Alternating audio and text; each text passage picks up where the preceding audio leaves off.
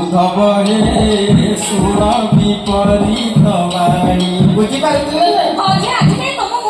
କୋମଳ ବଚନ ବାହାରୁଛି। ଆଚ୍ଛା କୋମଳ ସ୍ୱରରେ ଭଣିକି ଡାକିବି ତ?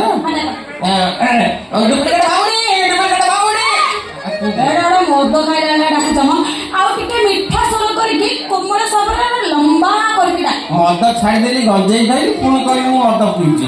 ମାଇଁ ସୁଇଟ ସିଷ୍ଟର ରୁଦ୍ରାଣୀ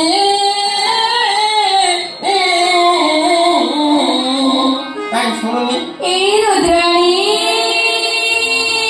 ତୋର ପୁତନା ଭଳିଆ କଣ ସବୁ ଦେଖ କଣ ତା ଘରକୁ ମଦ ପିଇକି ଆସିଥିଲି ନା ସିଏ ସେଇ ଯୁଗରୁ ଅନେକ ଅଭିମାନ କରିଛି। ଏ ଭଣୀ ଘର ସେ ଭଣୀ ଘର କେତେ ଆଉ ବୁଲିଆ ଯାହା ଚୋରି କରିକି 2 ପଇସା ରୋଜଗାର କରିଥିଲି ସରୁ ଟିକେ ଅନେକ ପଳିଥିଲି ପିଆକୁ 5 ପଇସା ପାଇଛି। ଏଇ ଇଏ ମୋ ଭଣେଇ ଭାଇ ଶିବ ଶଙ୍କର ପାଡ଼ିଲା ଭଳିଆ ପାଡୁଛି ନା ଭାଇ।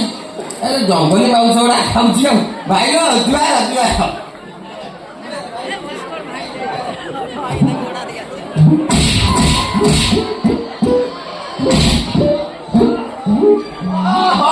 ଭାଇ ମୋ କମର ଅଣ୍ଟାକୁ ଭାଙ୍ଗିଦେଲାଲୁ ମୁଁ ଆଉ ହଗି ପାରିବିନି।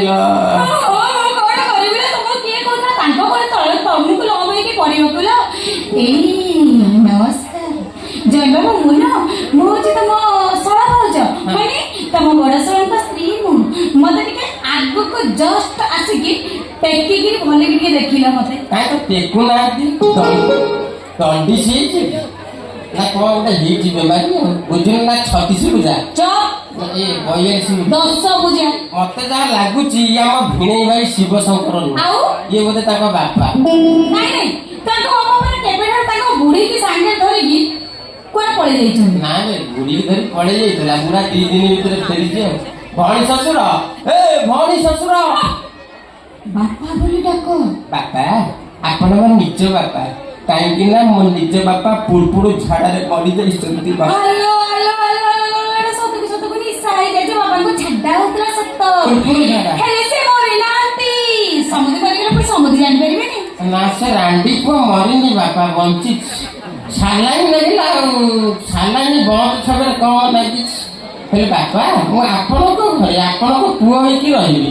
ଆପଣ ଯେତେବେଳେ ବାର୍ଦ୍ଧକ୍ୟ ଅବସ୍ଥାରେ ପଡ଼ିବେ ହଗି ପାରିବେନି। ମୁଁ ପଲମ ଦେଖେଇବି ଆପଣ କୁଣ୍ଠେଇକି ହଗିବେ। ମୁଁ ନେଇକିରି ଆମ ଭେଣ୍ଡି କିଆରେ ଖତ କରିବି ହେଲା। ଇଏ ଦେହି ପୁଅ କୁର୍ତ୍ତି ବାସ ମାକେ ତୋର ପ୍ରବଳ ଦୋଷ। ମୋ କଥାକୁ ଶୁଣିଲେ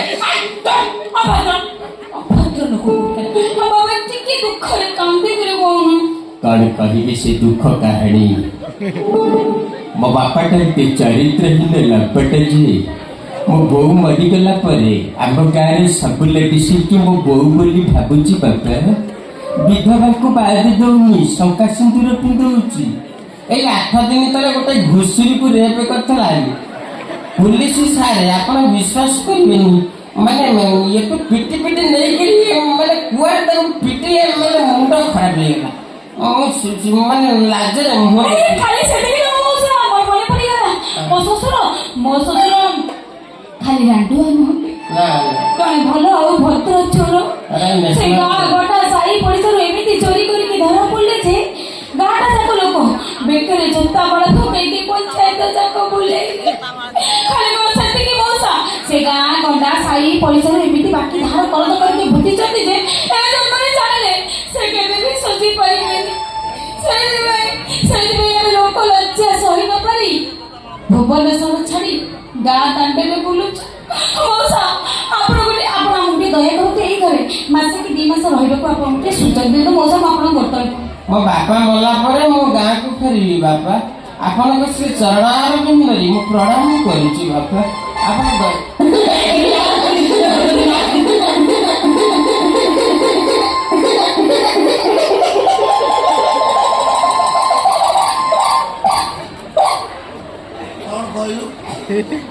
କଣ କହିବେ ତୋ ବୋଉ ମଲା ପରେ ମୁଁ ଗାଁ ସାରା ଲେଖିଥିଲି ମୁଁ ତୋ ବୋଉ ବୋଲି ଭାବୁ। ଆଉ କଣ କହିଲୁ ଗାଁ ସାରା ପିନ୍ଧିବାକୁ ମୁଁ ସକା ଚିତ୍ର ପିନ୍ଧୁ। ଆଉ କଣ କହିଲୁ ଘୁଷୁରିକି ମୁଁ ରେପ୍ କରୁଛି।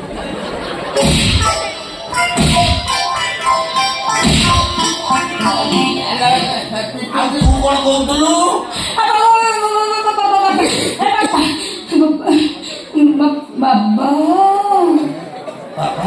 ବାବା କି ଭକ୍ତିରେ ବାବା ହଉ ମୁଁ ଏବେ ଆପଣଙ୍କୁ ଯେ କଥାଟା କହିଲିନି ଚନ୍ଦୁ ବାବା କି ବାବା ଚନ୍ଦୁ ବାବା ନାଇଁ ମୋ ବାବା ମୋ ଶ୍ୱଶୁର ବାବା ବାବା ମୁଁ ଏବେ ଆପଣଙ୍କୁ ଯେ କଥାଟା କହିଲି ସେଇ କାମ ନୁହଁ ଆପଣଙ୍କ ପୁଅ ଯେତେବେଳେ ସେ ଯୋଉ ଦୀପୁ ସାଙ୍ଗରେ ପଡିକି ମଦ ଗଞ୍ଜେଇ ଅଫିମ ଆଉ ସେ ଯୋଉ ଧଳା ପାଉଡର ଖାଇ ଦଉଛନ୍ତି ନିଶା ହେଇଯାଉଛି ତା ସାଙ୍ଗରେ ପଡିକି ଖାଲି ଟୋକି ମାନଙ୍କୁ କୁଣ୍ଡେଇ ପକଉଛନ୍ତି ଆଉ ସେ କଥାଟା ମୁଁ ଆପଣଙ୍କୁ ପୁଅକୁ କହୁଥିଲି ଭୁଲେ ଓ ଭାଇଗଲା କୂଳ ଭୁଆ ଶୁଣି ଆଜ୍ଞା ବାବା କୂଳ ବୋହୁ ଯେମିତି କାମ ତୁ କରୁଛୁ ଗାଁ ସାରା ଲୋକ ଯାହା ସବୁ କହୁଛନ୍ତି ଆରେ ହେ ଟିକେ ରୁହ ବାବା ଗାଁ ସାରା ଲୋକ କଣ କହୁଛନ୍ତି ବାବା छी ନାଇଁ ବାବା ସେ ମତେ ଗାଁ ଲୋକ छी ବୋଲି କହିଲେ ଆରେ ତୁ ଧାର ଖରଚ କରୁ କରୁ ପଞ୍ଚାୟତ ସାରା ଲୋକଙ୍କୁ ତୁ ଧାର ଖରଚ କରିପାରିବୁ ଏଇ କଥା ବାବା ସେ ବୁଲେଇ ପକେଇ କଣ କହୁଛନ୍ତି କଣ ବୋଲିବି